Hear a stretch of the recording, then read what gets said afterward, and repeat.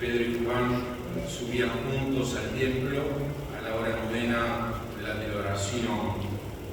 Y él traía un hombre cojo de nacimiento, a quien ponía cada día a la puerta del templo, que se llama La Hermosa, para que pidiese limosna de los que entraban en el templo. Cuando vio a Pedro y a Juan que iban a entrar en el templo, le rogaba que le diese limosna. Pedro, con Juan fijando en él los ojos, le dijo: míranos.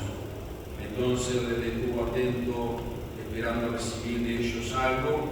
Mas Pedro dijo: no tengo plata ni oro, pero lo que te tengo te doy. En el nombre de Jesucristo de Nazaret, levántate y anda. Y tomándole por la mano derecha, le levantó, y al momento se le afirmaron los pies y tobillos, y saltando se puso en pie y anduvo, y entró con ellos en el templo, andando y saltando y alabando a Dios. Y todo el pueblo le vio andar y alabar a Dios, y le reconocían que era el que se sentaba a pedir limonas a la puerta del templo, La Hermosa, y se llenaron de asombro y espanto por lo que había sucedido. Amén. Quiero hablarles, hermanos, de una iglesia llena del poder del Espíritu Santo. Lo que hace la iglesia cuando encuentra este maravilloso poder del Espíritu Santo en su vida. Y cuando uno mira lo que estuvimos mirando anteriormente en el verso 2:43, dice que sobrevino temor a toda persona y muchas maravillas y señales eran hechas por los apóstoles. Cuando uno se encuentra, hermanos, con este episodio de la Biblia, y la gran pregunta que uno se hace es por qué Lucas eligió este episodio. Porque, según lo que leemos anterior, muchas maravillas y señales eran hechas por los apóstoles. Es interesante, hermanos, que Lucas no elige este acontecimiento por elegir. Hay algo maravilloso que encontramos en este pasaje. Es que Lucas encuentra, hermanos, una ocasión para que Pedro pueda desarrollar un sermón, hermanos, que lo vamos a ver el próximo jueves, que querían que todos escucharan. Un sermón que no eran solo palabras, un sermón que iba a ir acompañado de una transformación de lo que hace la iglesia, porque ellos estaban acostumbrados a ver un sistema religioso estructurado, el judaísmo, que tenía reglas para orar, reglas para el ayuno, reglas para orar, tradiciones de fariseos, saduceos, diferentes grupos que componían todo lo que era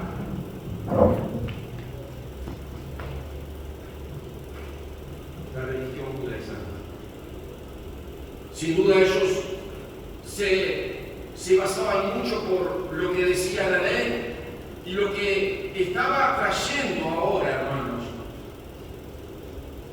el apóstol Pedro, hermanos, una iglesia naciente, una iglesia que iba a mostrar, hermanos, la diferencia con esa jerarquía religiosa que venía por mucho tiempo, hermanos, y que ahora habían sido visitados, hermanos, con ese poder del Espíritu Santo que hemos venido hablando, hermanos, y ese poder que era un poder que iba a cambiar no solo la vida de las personas, iba a cambiar toda una nación, iba a cambiar toda una jerarquía de una religión, hermano, que estaba continuamente ligada en la vida de los judíos y que iba, hermanos, a impresionar no solo a la religión, no solo a los judíos, sino a todo un imperio, hermanos. Era el comienzo, hermanos. Ese poder los capacitaba, hermanos, para dejar a Jesucristo en alto, porque vamos a ver continuamente, hermanos,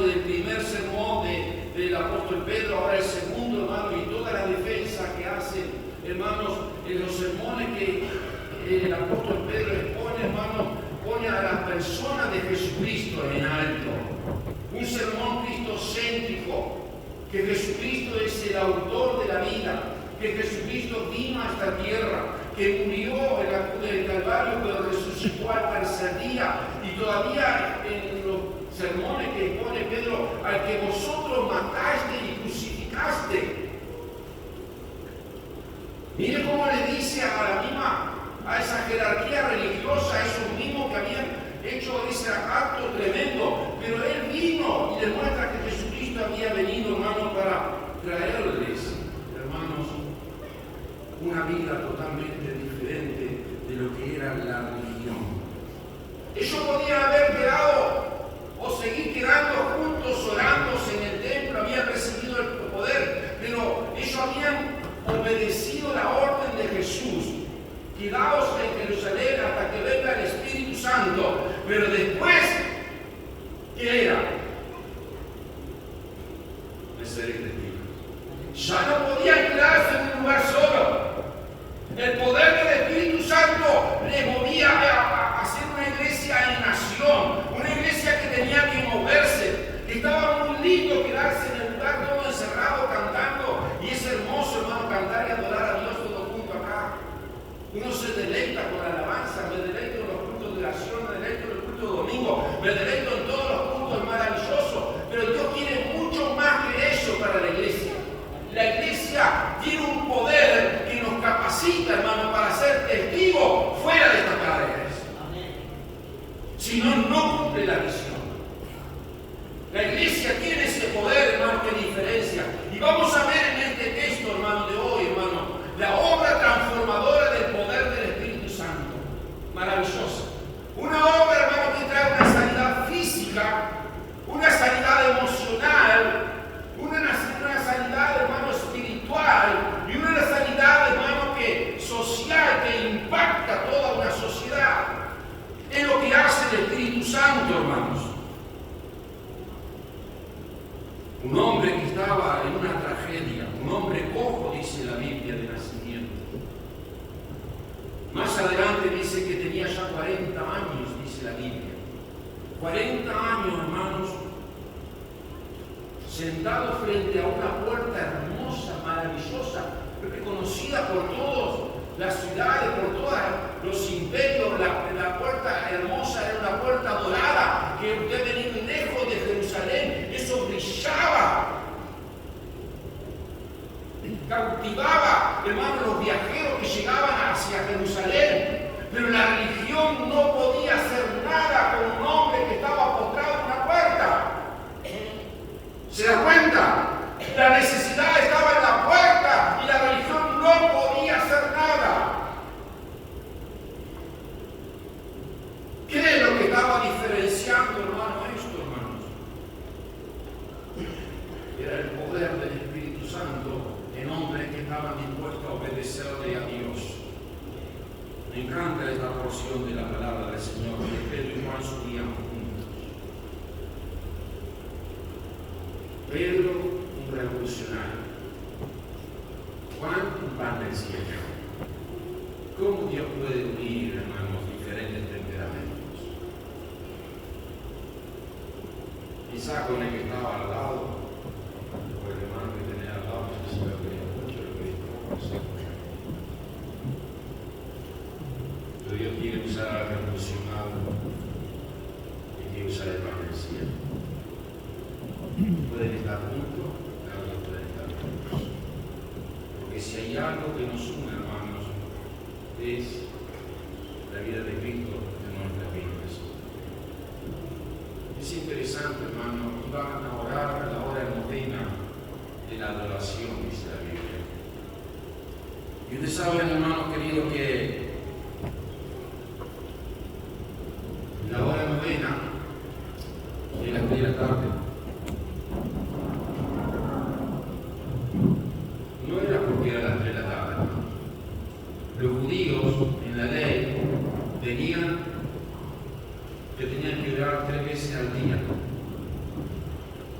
La tercera, la sexta y la novena. ¿Qué estaban haciendo Pedro y Juan? ¿Estaban cumpliendo la ley? ¿Me explico? No es que la ley la dejaron de lado ahora.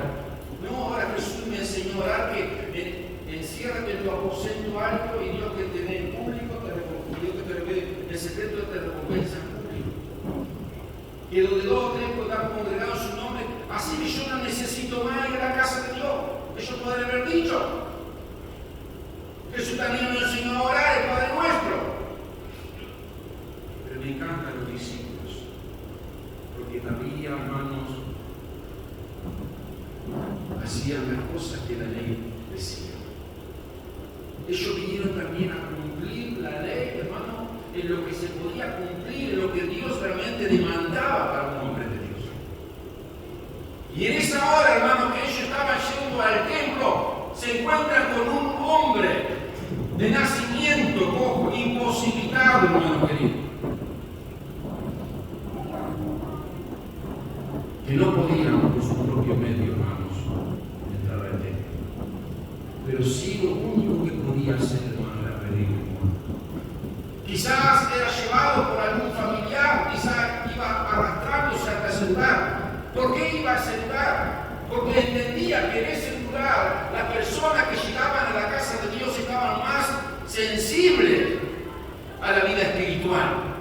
Y a la vida cuando se refería principalmente al judío, el judío relacionaba la vida espiritual con la vida del prójimo. Entonces, claro, era el lugar adecuado para pedir limosna.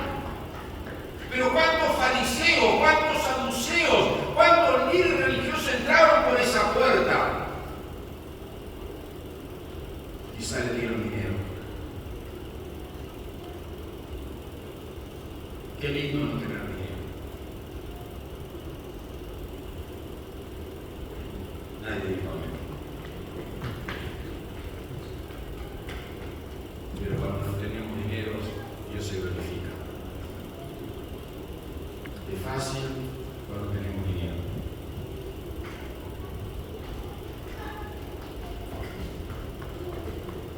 Porque Juan y Pedro, cuando le pidió, dice que lo miró y le dijo la verdad. Los discípulos vivían de lo que le daban y no podían suplir toda la necesidad. ¿Ustedes se acuerdan de los 3.000, los 5.000 personas? Jesús le dijo a los discípulos: denle vosotros de comer. Y dijo: ¿cómo a tanta gente? No había dinero. No tenían dinero. Y qué hermoso cuando la iglesia no tiene dinero. Tampoco se económicamente. Porque todos quieren tener dinero. Y yo no estoy diciendo que esté mal. Pero a veces tenemos dinero y no tenemos el poder. Prefiero tener el poder y no tener dinero. Amén. Porque la gente no anda buscando dinero. La gente no anda buscando las necesidades básicas. La gente hay una necesidad mucho más allá de las necesidades básicas que nosotros como seres humanos tenemos. Es una necesidad espiritual, vacía y sin esperanza, que necesita tener una relación profunda con el Espíritu de Dios.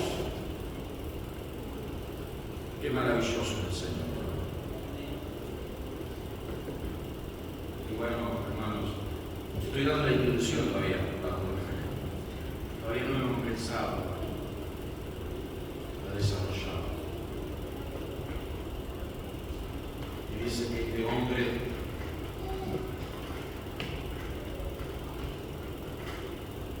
fue sano, sus tobillos, su cuerpo se vino en sí. No solo una sanidad física, sino que cuando se le afirmaban los pies y los tobillos, empezó a saltar. Empezó a saltar. Bueno, no con la ropa que estaba saltando. Empezó a saltar. ¿Y a dónde entró primero?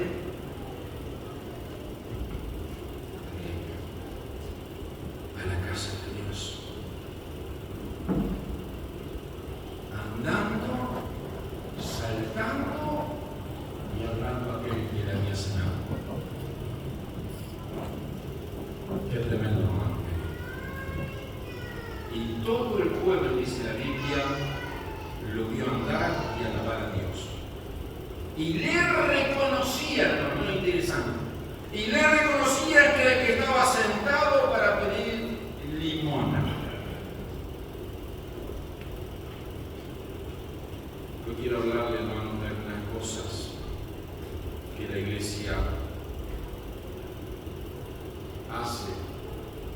llena del Espíritu Santo. Lo que la iglesia hace, hermanos, es que imparte una expectativa.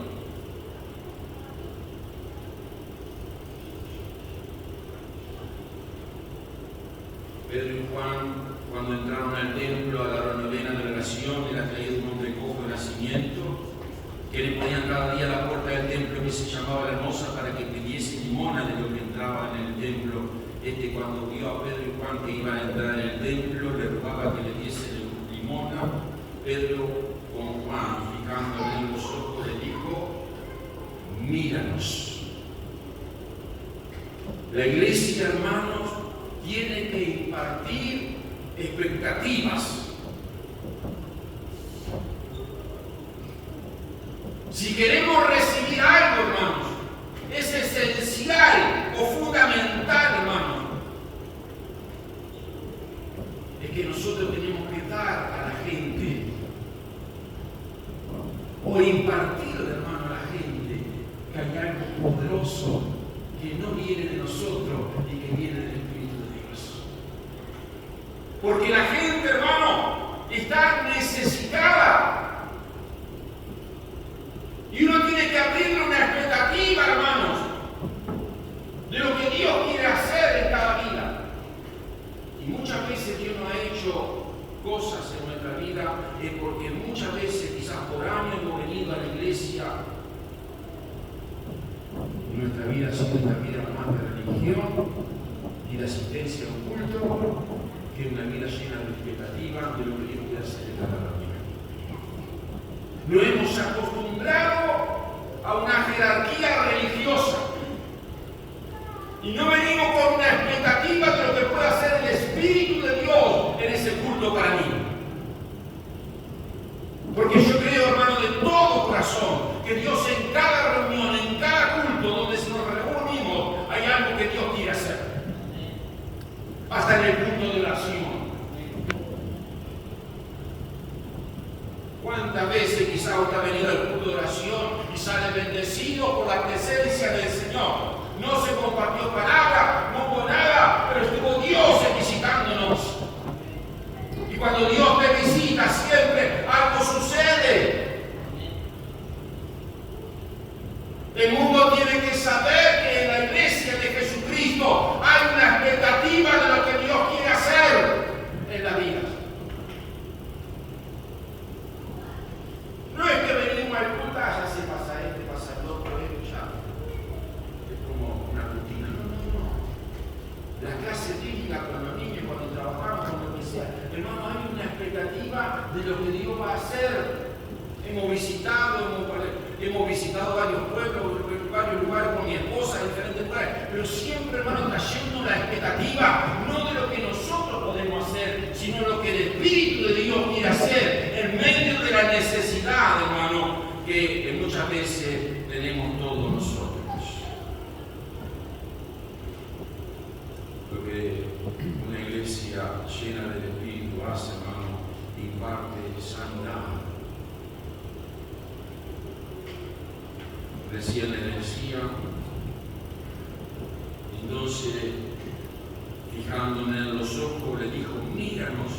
Entonces él estuvo atento, esperando recibir de ellos algo. ¿Qué era algo?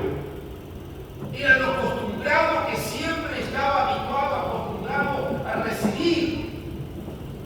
Y quizás era una moneda. Siempre recibiendo algo monetario, algo físico, algo que quizás de alguna manera sustentaba su pancita de hambre.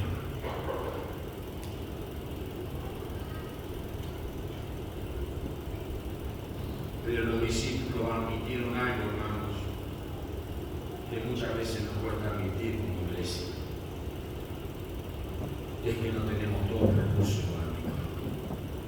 Y parece que si nosotros no damos ayuda económica, parece que como iglesia fallamos. Porque no podemos dar lo que no tenemos.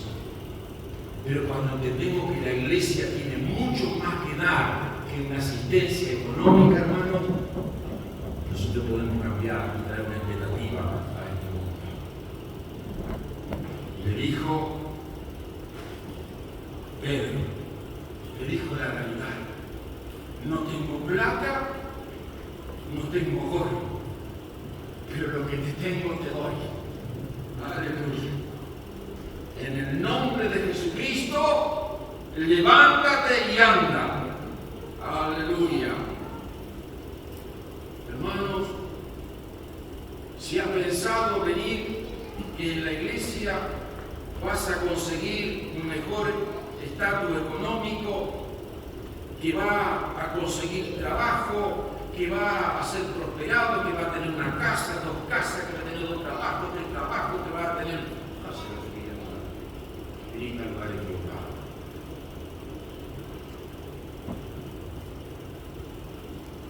Sin duda Dios puede dar eso, pero no es lo esencial.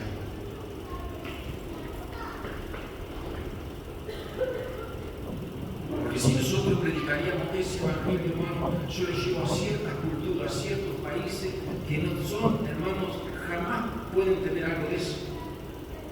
Yo le estaría dando un mensaje falso, que no es bíblico. Porque hay lugares, culturas donde usted viaja, hermano, que no se tiene todas estas cosas que nosotros tenemos, los privilegios que tenemos, la bendición que tenemos, abrir una canilla y tener el agua, apretar una llave y tener la luz. Ahora no necesita apretar una llave, usted pasa y se le prende solo la luz, usted la pasa, dice al televisor, hablame, poniendo tal programa, llega a su casa y ya está prendida la lavarropa, se prende la cocina sola. Hay culturas que usted no tiene nada de eso. ¿Y qué le va a prometer a la gente usted? Vuelvo a lo mismo, hermano, porque la necesidad de la gente no es económica. La necesidad de la gente es que necesita una relación con Dios. Porque Él sacia todo. Si tú tienes a Cristo, tenés todo. Podés estar, hermano, sin una casa, sin un auto, sin una moto, tener el lugar más humilde, tu piso lleno de tierra, no interesa cómo estás, no que no tengas una silla, 2 sillas, no interesa, pero lo más importante es tener a Cristo en tu corazón, porque esa es la mayor alegría sobre tu vida. Vas a ver lo que sucede en este joven.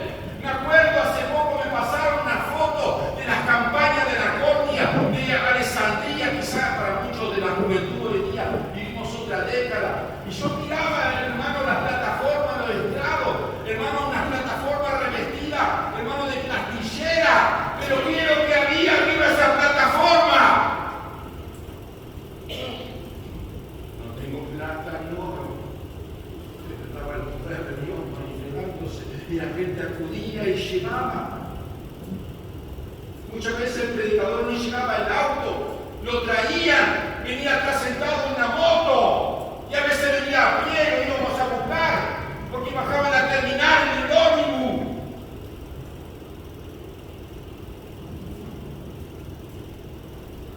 Y yo, hermano, no estoy de acuerdo con todo lo que... Gracias a Dios por la tecnología, mire mi sueño, a mí lo joven y me impresiona, me encanta sinceramente, pero no es mi énfasis en estas cosas, hermano. Si no está la presencia del Señor, si no está el poder de Dios, hermanos, en nuestras vidas, qué maravilloso, hermanos. Debemos tener cuidado, hermanos, no dejar que las cosas de este mundo se interpongan en nuestros caminos. Hay una historia, hermano, que Tomás de Aquino, cuando visitó al Papa Inocencio II y lo encontró contando una gran suma de dinero en la tesorería, le dijo: Tomás, dijo el Papa, la iglesia ya no puede decir no tengo plata ni oro. Es cierto, dijo Santidad, respondió Aquino, pero tampoco puedo decir ahora levántate y anda. Y triste, hermano, cuando la iglesia cae en ese curso. Nosotros somos una iglesia, no somos estas 4 paredes. No necesitamos posesiones, No necesitamos riqueza para mostrar el poder de Dios. No necesito andar en un auto para mostrar el poder de Dios. No necesito ponerme una mejor ropa para demostrar el poder de Dios. Estamos cerrando, si estamos vuelta a la fija en esas cosas. No necesitamos. La gente quiere ver vidas cambiadas por el poder de Dios. Y cuando oramos, hay respuesta de Dios. Que Dios nos pueda sacar de las situaciones trágicas, dándole esperanza, trayendo sanidad, trayendo, hermanos, aliento, esperanza, amistad, compañerismo. Este es el ministerio de la iglesia, hermano, cuando está llena del Espíritu Santo. Y esto, hermano, debe ser nuestro ministerio. Nuestro ministerio tiene que ser. Y versículo 7 dice, y tomándole por la mano derecha. Aleluya.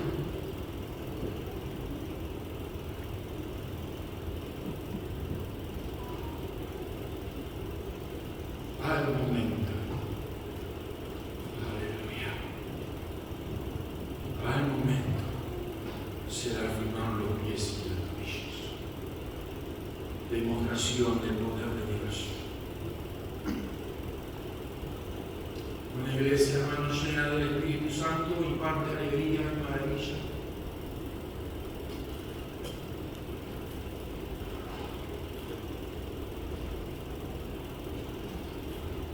Todos conocemos lo que es la metamorfosidad y la transformación que sucede de la bruja. Hermano, sí hubo una transformación. Un hombre transformado por el poder de Dios. ¿Qué significaba esto para este hombre cojo? Significaba que podía caminar. ¿Qué más significaba? Significaba que ahora podía trabajar. Significaba ahora que tenía una vida plena. Significaba eso y mucho más, hermanos. Significaba, hermanos, que alguien se preocupara por él. Significaba, hermanos, que Dios estaba ahí. ¿Cómo no iba a regocijarse, hermanos? Yo he estado en varios seminarios de evangelismo, y las 4 leyes espirituales, las 4 leyes de esto y lo otro, hermano. Pero lo primero que tiene que haber, hermanos, en una transformación, hermano, es vivencia, es testimonio. No que tengo que decirle esto, que tengo. Está bien contar, y está bien lo que hacemos acá, que contamos el testimonio. A veces tantas leyes, hermano, pero la gente necesita ver vidas transformadas por el poder de Dios.